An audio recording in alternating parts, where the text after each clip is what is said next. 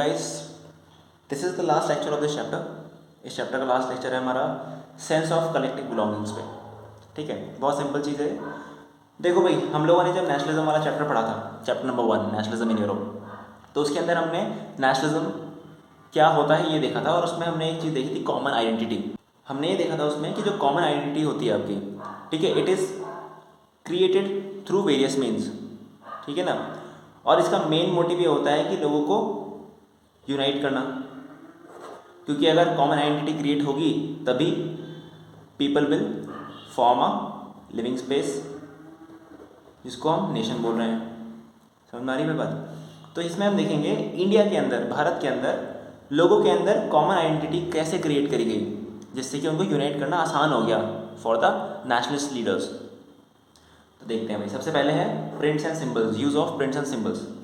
हमने देखो पिछले चैप्टर में भी देखा था कि एलिगरीज का यूज़ किया गया था, जैसे जर्मेनिया या मारियाना यूज़ हुआ था आपका फ्रांस एंड जर्मनी में। ठीक है, बेसिकली एलिगरी थी क्या हमारी, कि जब हम किसी एब्स्ट्रैक्ट आइडिया को किसी स्टोरी या किसी ह्यूमन फॉर्म से कनेक्ट करते हैं, ऐसे ह्यूमन फॉर्म से जिससे हम रिलेट कर पाते हैं। ठीक है, तो इंडिया के अंदर जो ह्यूमन फॉर्म बनाई गई थी नेशनलिज्म को समझाने के लिए, लोगों को नेशनल मूवमेंट से कनेक्ट करने के लिए, वो था द फॉर्म ऑफ भारत माता, जो आपका इमेज है भारत माता का। ठीक है, it was first created by Bankim Chandra Chattopadhyay, और बंकिम चंद्र चट्टोपाध्याय ने वंदे मातरम भी कंपोज किया है, जो उनकी जो बुक है आनंद मठ उसमें दिया गया है। और वंदे मातरम को बहुत वाइडली यूज़ किया गया था स्वदेशी मूवमेंट इन बंगाल में। ठीक है, जब बंगाल का पार्टीशन हुआ था।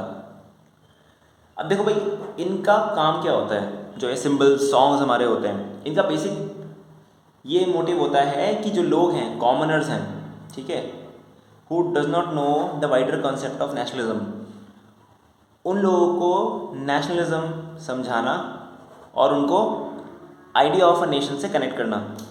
ठीक है, ये काम होता है इन सिंबल्स का और इन एलिगरीज का। समझ में आ रही है बात?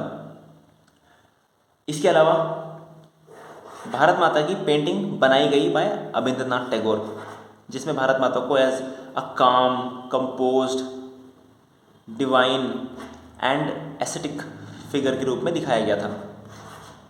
ठीक है, symbolising various qualities required in a national movement. ठीक है ना भाई?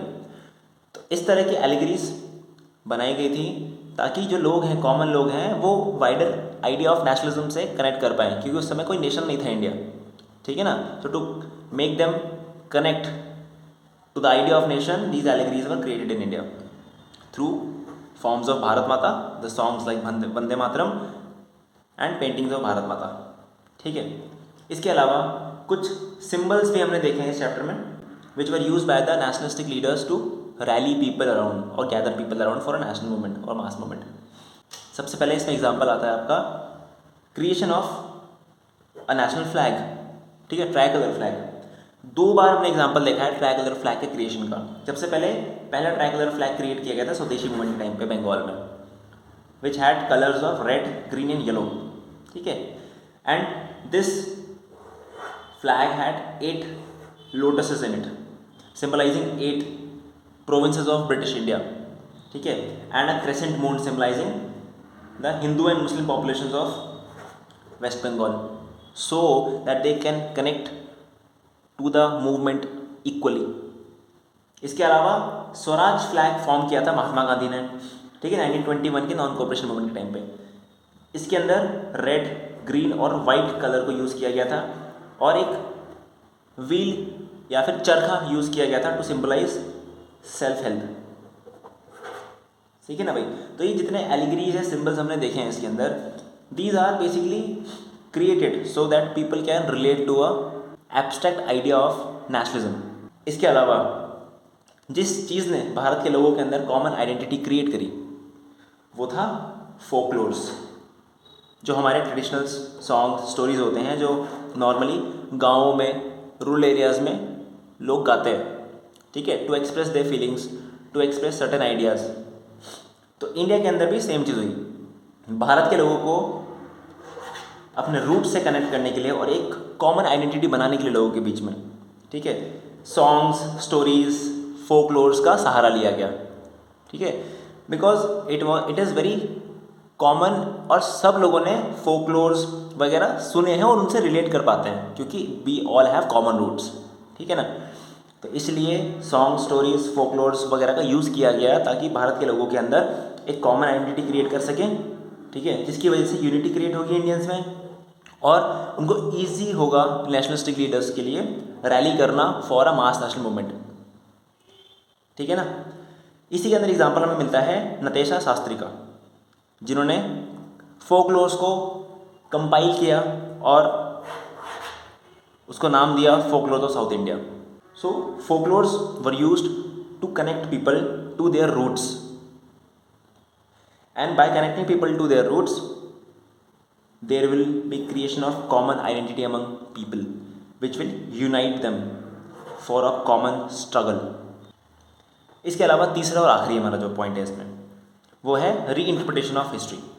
हम लोगों ने नेशनलिज्म के डेफिनेशन में ये देखा था कि लोगों के अंदर कॉमन आइडेंटिटी होगी तभी वो नेशन स्टेट क्रिएट करेंगे, ठीक है, और जो नेशन स्टेट है या कॉमन आइडेंटिटी है लोगों के मन में उस के लिए बहुत ही प्राइड फीलिंग होनी चाहिए। People should feel proud about their common identity और देयर नेशन। तो भारत के लोगों के अंदर प्राइड जनरेट करने के लिए हिस्ट्री को री इंटरप्रेट किया गया, ठीक है। फॉर एग्जाम्पल जो ब्रिटिशर्स थे वो भारत के लोगों को समझते थे प्रिमिटिव, ठीक है, बैकवर्ड टाइप्स, लेकिन इसी हिस्ट्री को री इंटरप्रेट करके हमारे जो ग्लोरियस पास्ट था एंशिएंट इंडिया में, मेडिवल इंडिया में, उस ग्लोरियस पास्ट पे ज़्यादा फोकस किया गया, उसको ग्लोरीफाई किया गया, अचीवमेंट्स को हाईलाइट किया गया और इस तरह से सब चीज़ों को पेश किया गया कि लोगों को ये लगे, ठीक है, कि we were a very civilised and very developed society in terms of art, literature, science and other things. लेकिन जब कॉलोनियल रूल आया भारत के अंदर, ब्रिटिश रूल आया, तो इसी पूरे ग्लोरियस पास्ट का डिक्लाइन स्टार्ट हो गया।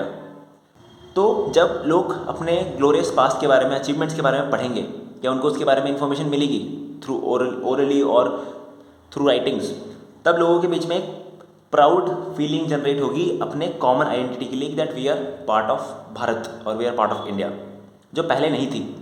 और इससे होगा क्या, इससे नेशनल मूवमेंट करने में जो नेशनलिस्ट लीडर्स है उनको बहुत हेल्प होगी, because people will be very motivated for the creation of a nation. इसमें आखिरी चीज़ जो है, अब देखो जितने भी ये मेथड्स हैं इनमें एक लिमिटेशन है। इनमें लिमिटेशन क्या है कि जितनी भी हमने चीज़ें देखी हैं इसमें मोस्टली जो सिम्बल्स हैं, जो एलिग्रीज हैं, which it has been drawn from Hindu religious symbols, ठीक है, हिंदू रिलीजन से ड्रॉ किया गया है। इसकी वजह से क्या हुआ कि जो बाकी रिलीजन के लोग हैं दे फेल्ट एलिएनेटेड, क्योंकि उनके जो बेसिक बिलीफ वगैरह है उससे ये चीज़ें रिलेट नहीं होती हैं। हमारी वही बात, this was their limitation. So I think I have made my points clear. और इसी के साथ हमारा जो टॉपिक है या हमारा जो चैप्टर है वो फिनिश होता है। तो meet you in next lecture, in next chapter. Thank you so much.